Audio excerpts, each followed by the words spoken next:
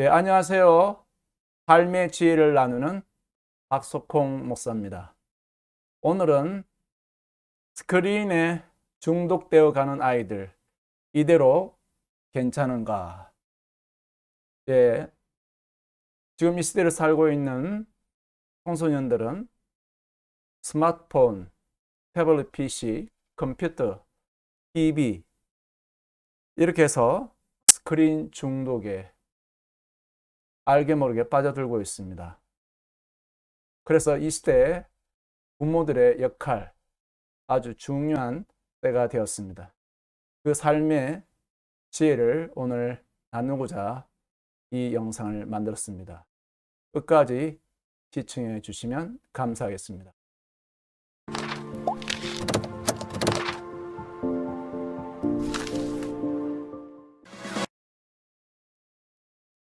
예, 먼저 소개할 책이 있습니다. 스마트폰에 빠진 아이들 어떻게 가르칠 것인가. 예, 이 책은 베스트셀러 5가지 사랑의 언어의 저자 게리 채퍼먼이 전하는 디지털 시대의 스마트한 자녀 교육법입니다. 이 책에는 구체적이고 실제적인 사례와 연구 결과를 토대로 스크린이 아이들에게 어떤 영향을 미치는지 알려주고 스크린 중심의 세상에서 아이들을 어떻게 가르쳐야 하는지 그 방법을 제시하고 있습니다. 무엇보다 스크린 세대가 스크린 중독에 빠지지 않고 올바른 사회성과 신앙을 가진 어른으로 자라나도록 돕고 더 나아가 잃어버린 우리의 가정을 찾도록 창의적인 대안을 내려놓습니다. 예, 저도 이 책을 보고 많이 공감했습니다. 그리고 저는 사회 현장에서 청소년들 대하면서 이 스마트폰 스크린 중독에 바로 얼마나 학생들의 영향을 미치고 있는지 경험해서 오늘 삶의 지혜를 나누는 겁니다.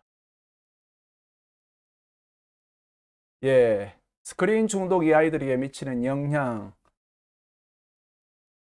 그것은 내 발달에 담겨 있는 청소년들에게, 여기서 청소년들뿐만 아닙니다. 이제 스크린에 노출되어 있는 모든 나이 세대 다 포함됩니다.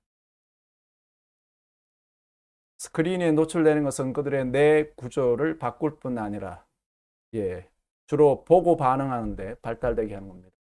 깊게 생각하는 뇌 구조가 아니라 보고 반응하는 그 뇌 구조로 바꿉니다. 그리고 그것은 감정과 삶에 영향을 줍니다.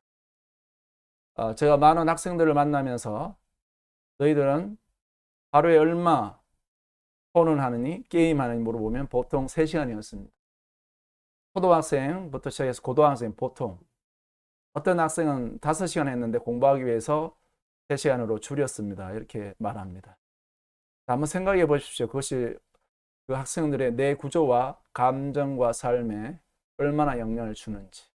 자, 그것이 얼마나 영향을 주는지 스마트폰에 빠진 아이들 어떻게 가르칠 것인가 책 166쪽에 기록되어 있습니다. 읽어보겠습니다. 인터넷 게임, 페이스북, 유튜브, SNS 등 많은 인터넷 행위가 그 어떠한 강력한 마약만큼이나 두뇌의 쾌락 중추에 손상을 입힐 수 있다.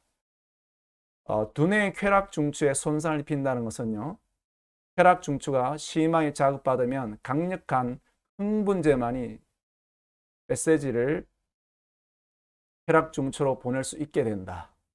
다시 말하면 게임을 하게 되면 도파민이 분비되어서 사람의 어떤 흥분 상태에 이르게 되거든요. 그 상태의 수준이 되어야만 흥분을 느낀다는 거죠. 그래서 결국은 평범한 즐거움은 무시된 채 말입니다. 디지털 세계의 흥분이 남용이 된다면 주로 게임에서 주고 있는 게임의 그 방법은 게임에서 학생들이 게임에 빠지는 것은 바로 뭐냐 보상을 주거든요. 뭔가 보상을 갖게 되는 거거든요. 그 어떤 마약만큼이나 중독성이 있고, 자, 문제는 바로 이겁니다. 인생의 단순한 것에 기쁨을 빼앗아 갈 수 있습니다. 자, 우리가 숨 쉬고 또 우리가 살아가는 모든 것 안에 삶 속에 하나님이 주신 그 은혜가 많거든요. 근데 그 모든 것들을 놓쳐버리는 겁니다. 다만 스크린 안에서 주는 보상되는 거, 자기가 느끼는 그거 즐거움만이 모든 것이 되어버리고 스크린의 종이 되게 하는 겁니다. 그래서 일상 삶 속에 사람들과 만나고 일상 삶 속에 있는 기쁨을 잃어버린 겁니다. 결국은 청소년들이 스크린 속에 숨어버리고 또 밖을 나가지 못하고 집에만 있는 사람이 되는 아주 굉장한 사회 문제가 됩니다.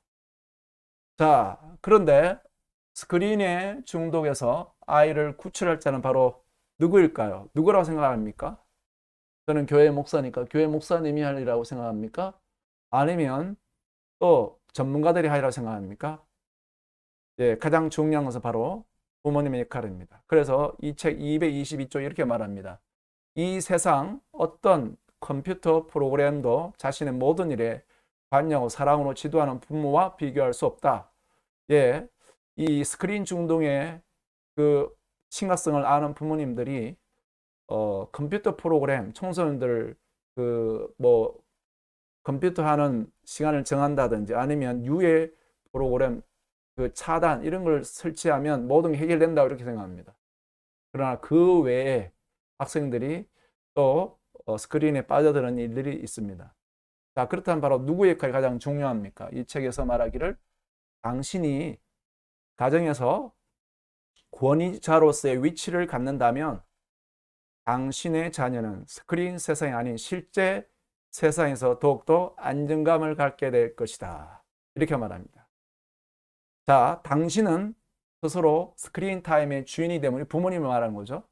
자녀가 어떻게 그들의 스크린 타임의 주인이 되는지를, 예, 부모님이 스크린 타임의 주인이 되는 것을 보여줄 때 자녀들도 자라서 그들이 부모가 되었을 때 스크린에 중독되는 자녀들을 도울 수 있다는 걸 말한 겁니다.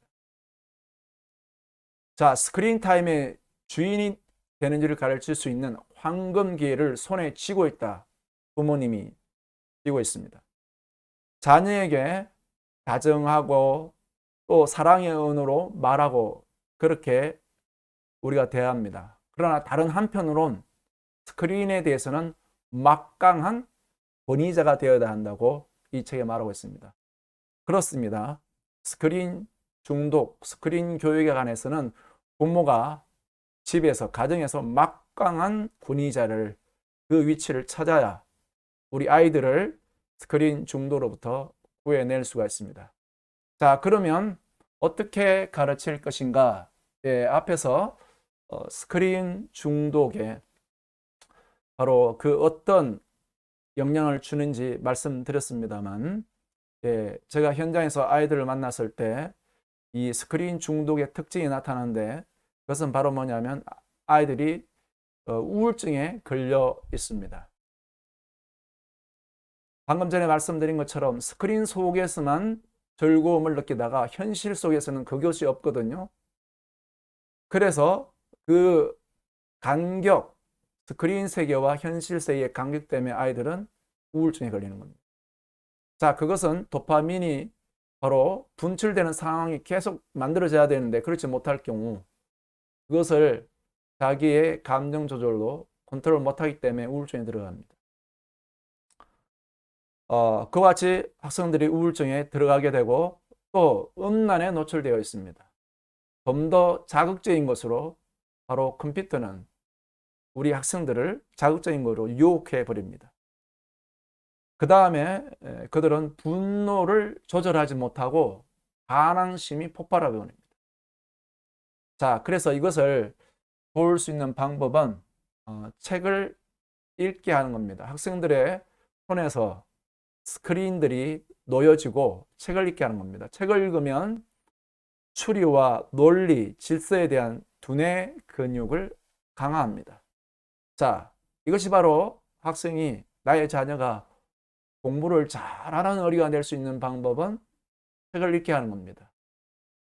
자, 스크린을 보면 보고 반응하는 뇌만 발달됩니다. 후두엽이죠. 그러나 책을 읽으면 논리, 추리, 생각할 수 있는 기능, 전두엽이 발달되어서 그 학생은 생각하고, 생각의 기능이 곧 공부의 능력이거든. 수학 문제든지 언어 능력이라든지 여러 가지 창의성 부분들이 바로 두뇌 근육을 강화시키는 책입니다. 자, 그런데 이게 누가 그 모습을 보여줘야 될까요? 예, 집에서 스크린 시간을 부모가 권위자로서 제한시키고 부모가 먼저 책을 읽는 모습을 보여줘야 되죠. 근데 지금은 문제는 무엇입니까? 각각 제 방에서 부모님들도 그 손에 폰이 놓여져 있다는 사실. 뭐 아빠는 스포츠를 본다든지 무슨 기사를 검색한다든지 엄마들도 유튜브를 본다든지 그렇게 되는 세상이 되었죠. 자, 이제 학생들 손에 스크린을 내려놓고 책을 잡는 것으로 도와줘야 됩니다. 그 다음에 사회성을 키우는 것을 게리 체퍼먼은 말해주고 있습니다. 자, 사랑의 표현, 감사 표현, 분노 조절, 또 사과 배우기. 자기가 잘못한 거에 대해서 사과할 줄 아는 거 배우는 거. 주의 집중하는 거. 이게 바로 사회성입니다. 이 사회성은 스크린에서 배울 수 없죠. 스크린은 스크린이 주는 쾌감, 즐거움에만 도달해 버리는 거거든요. 자기를 내면을 바라보고 그 다음에 진정 그 사랑의 그 감정의 탱크가 그 사랑의 감정으로 가득 차서 다른 사람에게 공감하고 그렇게 하는 것을 이 스크린은 제공해 주지 않습니다. 그래서 우리는 학생들에게 도와줘야 될 것은 부모가 그 자녀의 말과 그런 표현과 감정에 있어서 분노를 조절할 수 있도록 또 자기의 잘못은 분명히 깨닫고 돌이키도록 주의 집중할 수 있도록 사랑의 언어로 말을 할 수 있도록 제가 학생들을 많이 만나면서 지금 이 시대의 학생들이 입이 어른들보다도 더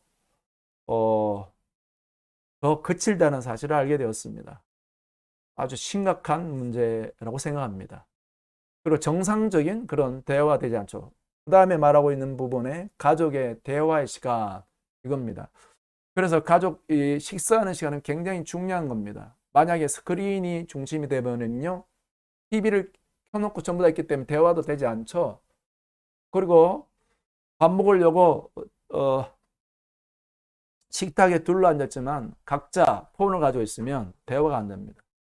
가족의 대화 시간은 너무나 소중한 시간입니다. 자녀들이 사회성을 배울 수 있는 자기의 잘못을 깨닫고 돌이키고 또 자기의 마음을 진실하게 표현할 수 있는 굉장히 중요한 시간입니다. 그 다음에 성장기에 있는 학생들에게 스마트폰으로 집에 들여박혀 있고 또 스크린 속에 숨는 것보다는요 친구들하고 같이 놀고 운동하는 거 사회성이 키워지고요 바로 그것이 그들에게 아주 그 스마트폰의 폰의 중독의 위험으로부터 우리 아이들을 구하는 방법입니다. 자, 맺는 말입니다.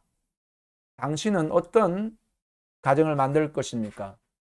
스크린이 중심이 된 가정입니까? 사람이 중심이 된 가정입니까? 후자를 택했다면 당신은 스크린에 끌려가는